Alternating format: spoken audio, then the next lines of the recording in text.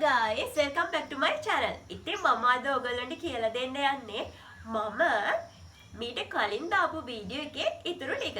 මීට කලින් දාපු වීඩියෝ එකේදී මම ඔයගොල්ලන්ට කියලා දුන්නේ අපිට යමක් කරන්න සිද්ධ වෙනවා කියලා කොහොමද ඉංග්‍රීසියෙන් කියන්නේ කියලා.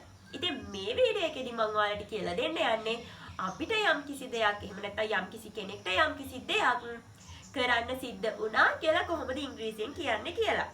අපි කලින් වීඩියෝ එකේ භාවිතා කරේ has to සහ have to. නමුත් මේ වීඩියෝ එකේදී අපි ඒ දෙන්නම වෙනුවට භාවිතා කරන්නේ එකම එක්කෙනෙක්. එයා තමයි had to. ඉතින් බලමු මේ had toත් එක්ක අපි කොහොමද වාක්‍ය ගොඩනගන්නේ කියලා. ඉතින් වැඩි කතා නොකර අපි යමු වීඩියෝ එකට. අපිට යම් කිසි දෙයක් කරන්න සිදු වුණා කියලා ඉංග්‍රීසියෙන් කියද්දී එහෙම නැත්නම් යම් කිසි කෙනෙක්ට යම් කිසි දෙයක් කරන්න සිදු වුණා කියලා ඉංග්‍රීසියෙන් කියද්දී අපි මුලින්ම භාවිතා කරන්න ඕනේ අපි මුලින්ම කියන්න ඕනේ ඒ වාක්‍යයේ ඉන්න කර්තෘ. ඒ කියන්නේ ක්‍රියාව කරන්න සිද්ධ වුණ පුද්ගලයා. සබ්ජෙක්ට් එක අපි ඉංග්‍රීසියෙන් කියනවා සබ්ජෙක්ට් එක කියලා. සබ්ජෙක්ට් එකෙන් පස්සේ අනිවාර්යෙන්ම අපි සිද්ධ වුණා කියලා කියන්න ඕනේ. ඒකට අපි භාවිතා කරනවා had to. ඉතින් කර්තෘ ඒක වචන වුණත් කර්තෘ බහුවචන වුණත් අපි භාවිතා කරන්නේ had to විතරයි. had to වලින් පස්සේ අපි අනිවාර්යයෙන්ම verb එක එහෙම නැත්නම් ක්‍රියාව තමයි භාවිතා කරන්න ඕනේ. ක්‍රියාවෙන් පස්සේ අපිට ඉදිරිය භාවිතා කරන්න පුළුවන්. එහෙම නැත්නම් ඔබ්ජෙක්ට් එකක් තියෙනවා නම් ඔබ්ජෙක්ට් එක භාවිතා කරන්න පුළුවන්. ක්‍රියාව භාවිතා කරද්දී හොඳට මතක තියාගන්න ක්‍රියාව තියෙන්න ඕනේ ඒකේ බේසික් ෆෝම් එකෙන් විතරමයි.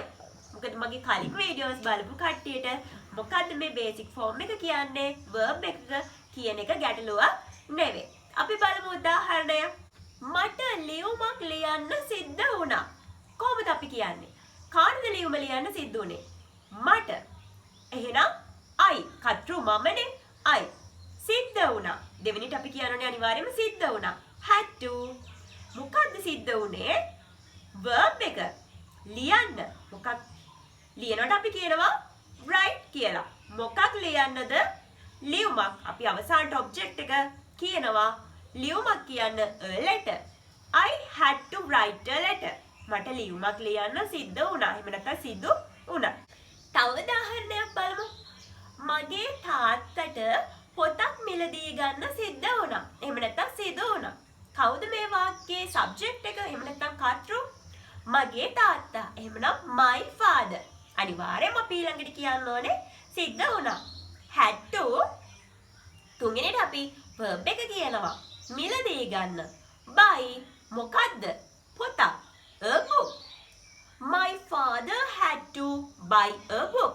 මගේ තාත්තට සිදු වුණා පොතක් මිලදී ගන්න. හොඳයි.